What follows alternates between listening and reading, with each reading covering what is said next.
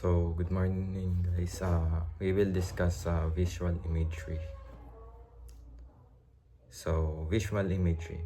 Visual imagery is the ability to create pictures in the mind without actual visual input. So, to simply put it, when we say visual imagery, this means seeing pictures in your mind even nothing is in front of you. For example, imagine a house of your friend without much deep diving, kaya nating i-put into our image in yung house niya kasi alam na natin siya.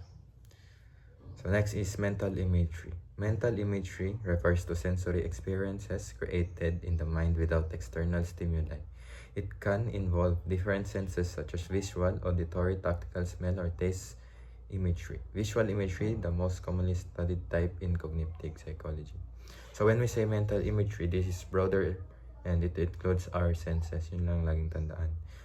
For example, imagining the smell of your favorite food. So, kung ako, imagine ko yung luto ng nanay ko na spaghetti. Yun lang. So, next is imageless thought debate. So, sa early image thoughtless debate, ito yung time na yung psychologists, they are debating whether kung nagre-require ba ng mental images sa ating pag-iisip. So, next is word associate learning. This is a type of learning na memory technique where two items are learned together. When one item is presented, it helps recall the other one item. So, this learning involves two things para mas madali natin maintindihan. When you can remember one, the other comes to. For example, may pusa. So, cat is equivalent to ang nung sound ng cat, meow. So, kung alalahanin natin yung pusa, kahit simple meow lang, maiintindihan na natin kung ano yung pinaparating. Kumbaga, cat is equal to meow, meow is equal to cat. Okay, so next is conceptual peg hypothesis. Dito naman sa conceptual peg hypothesis, easy words like apple are easier to remember because you can picture them. Hard words are like harder because they are abstract. Kumbaga, madali natin na i-imagine yung something na more familiar sa atin. Kung sinabi nating apple, kaya natin siya i-draw sa ating utak. Kung alam natin ang shape, ang color, ang size niya. Samantala kapag mahirap naman na word, for example, camera, marami kasing camera kaya hindi siya ganun ka-exact yung ating makahanap na mapipicture out na image sa ating brain. So next is mental chronometry. In simple terms, this studies how fast we think. For example, how fast gaano tayo kabilis maka-answer ng question. Okay, next is mental mechanism. Mental mechanism refers to cognitive process involved in creating and manipulating mental images. This includes generating, scanning, and transforming images in the mind. They explain how mental imagery works during thinking tasks. So, in simple terms, this is how the brain creates and uses images. Example is imagining, changing, or moving images. So, next is brain mechanism. Brain mechanism involves the neural structures responsible for mental imagery.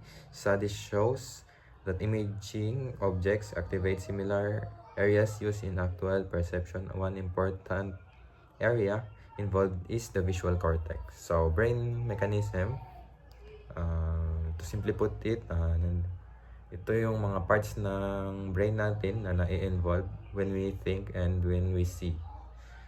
So, for example, yung mga visual cortex na sa mata natin, yun yung gist ng brain mechanism. Basta part lang siya ng brains.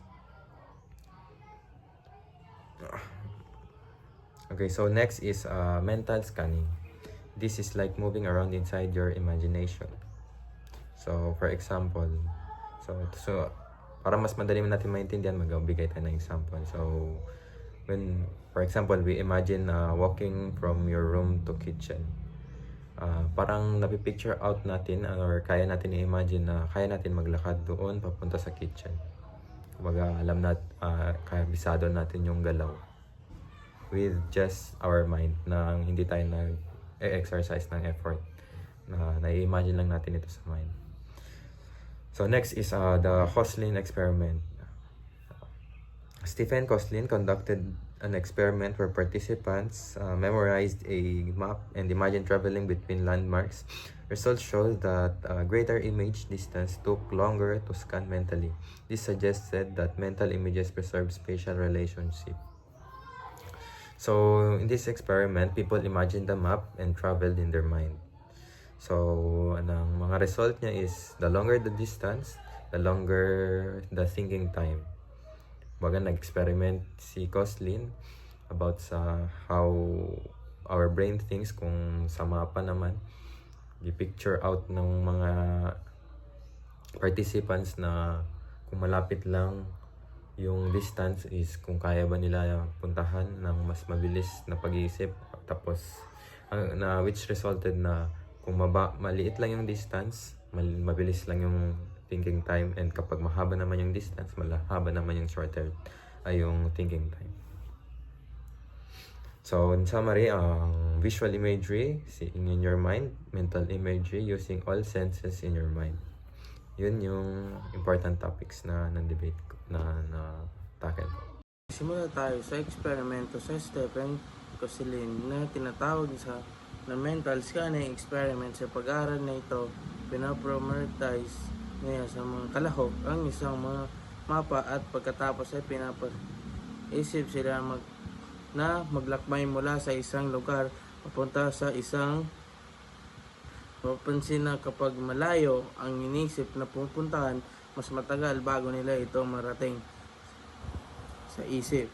Ipinapakita ito na ang ating imagination ay parang totoo, special ay distansya, direksyon at ayos, hindi lang basta ideya. Dahil ito nagkakaroon na tinatawag na imaginary debate kung saan pinagtutulungan ang psychologists kung ano ang mental imaginary ba ay parang totoo, larawan o simpleng abstraction na impormasyon. Lamang ang isang panig na naniniwala na isang isip ay gumagawa ng parang larawan, habang ang kabilang panig ay nagsasabing ito ay puro data o concept lang. Mahalaga ng debate ito dahil tinutukoy nito kung paano talaga nagproproseso ang information ng utak ng tao. Sa panig ng abstract thinking, may concept na tinatawag na proportional mechanism na pinapaliwanag ni Zenon Palinsky. Ayon sa kanya, ang isip natin ay hindi talaga nakakita ng larawan kundi nagpoproseso lamang ng information tulad ng mga pahayag o facts. Halimbawa, kapag inisip ang isang aso, hindi ka talaga nakakakita ng itsura nito kundi alam mo lang na ito ay may 4 na paa, tumatahol at nag-aalaga ng tao para sa kanya. Ang imaginary ay hindi literal na larawan kundi interpretasyon lamang ng kaalaman. Sa kabilang banda naman ng effective representation ay nagsabi na ang mental imaginary ay parang totoong larawan sa isip. Kapag inisip mo ang isang bagay, parang nakikita mo talaga ito kahit wala ito sa harap mo. Halimbawa, kapag inisip mo ang mukha ng isang kaibigan, parang malinaw na ito nakikita sa isip. Sinusuportahan ito ng mga eksperimento tulad ng ginagawa ni Koslin. na nagpapakita na ang ating imagination ay visual na katangian.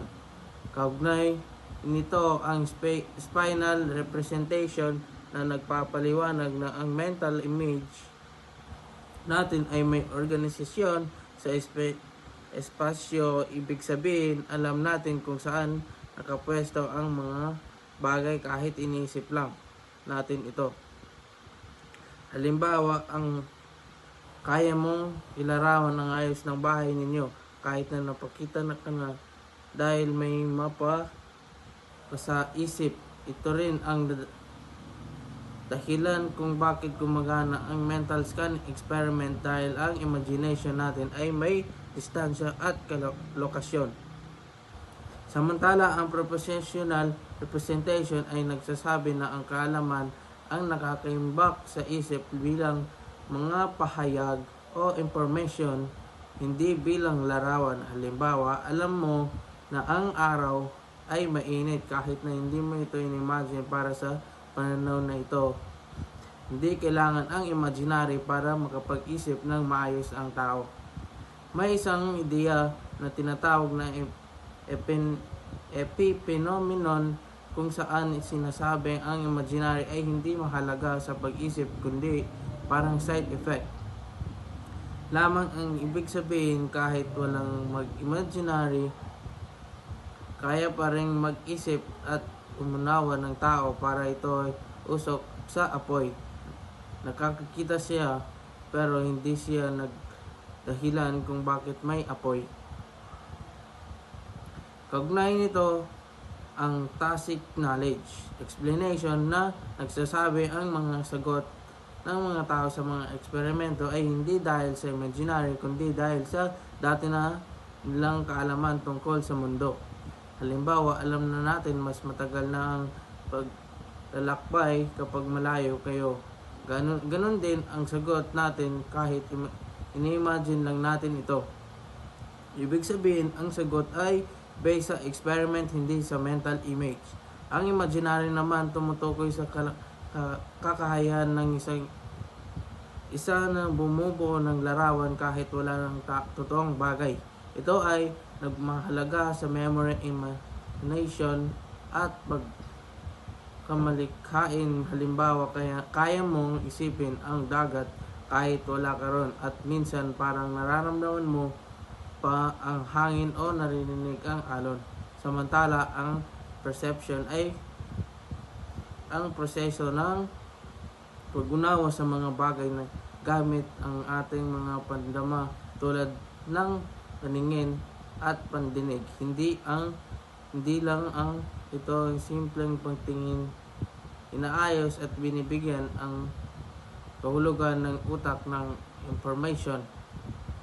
Halimbawa, kapag nakikita ka ng usok, naiintindihan mo na may apoy kahit hindi mo pa ito nakikita. Ang perception at imaginary ay magkaugnay dahil pareho silang gumagamit ng parehong bahagi ng utak.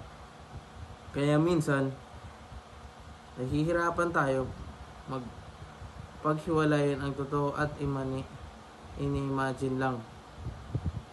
Ito ang pinapakita ng Perky experiment ni Mary Chávez Perky, kung saan pinapa-imagine ang mga kalahok habang may naghihinang totoong larawan ng pinipakita sa kanila. Marami sa kanila ang naniniwala na ang nakikita nila ay galing lamang sa kanilang isip.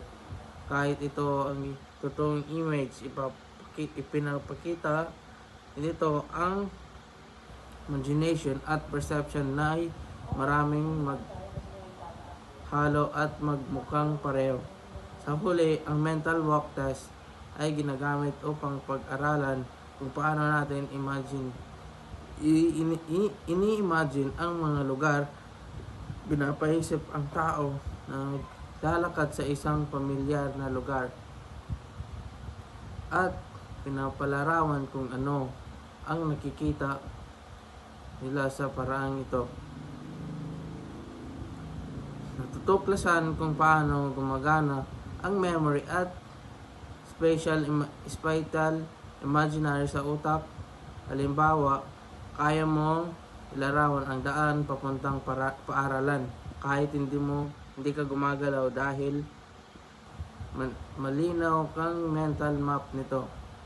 May malinaw kang mental map nito.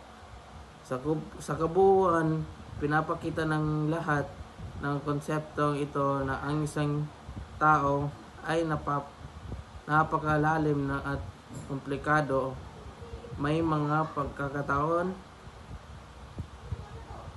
na ito ay gumagana na parang camera na nakakikita ng larawan, at may mga pagkakataon naman na parang computer na nagproproseso ng information, ngunit malinaw ang imagination at perception ay magkaugnay at parehong mahalaga. This dual coding theory, proposed by Alan Paivio. This theory explained that our brain stores information in two ways: thought, word, and image. When both systems are used together, learning becomes easier and memory becomes stronger. That is why picture, diagram, and visual aids help students understand lesson better. Second is mental rotation, studied by Roger Shepard and Jacqueline Metzler. Their experiments show that people can rotate objects in their minds. The more an object needs to be rotated mentally, the longer it takes for people to recognize it. This shows that mental images behave like real objects. Third is the image size effect, discovered by Stephen Koslin. This concept explains that the size of a mental image affects how clearly we can see its details. Larger mental images make it easier for people to identify parts of an object. Next is image resolution. Mental images have limited resolution, meaning they cannot show unlimited detail. When the image in our mind is small, it becomes harder to notice specific details. Another concept is mental image generation. This refers to the process of creating image in our mind using memory or verbal information. It helps in imagination, creativity, and problem solving. Next is mental image inspection, which happens when we carefully examine the detail of an image in our mind. Similar to how we observe real objects, we also have mental image transformation, which means we can manipulate image mentally by rotating, resizing, or rearranging them in our mind. Another important concept is the neural overlap between imagery and perception. Research shows that imagining objects can activate the same brain areas used when we actually see them, especially the visual cortex. Next is individual difference in imagery. People differ in their ability to visualize image. Some individuals have very vivid mental picture, while others have difficulty imagining them. Lastly is aphantasia. It's a condition where a person cannot form visual image in their mind. They can still understand ideas and memory, but they cannot visualize them.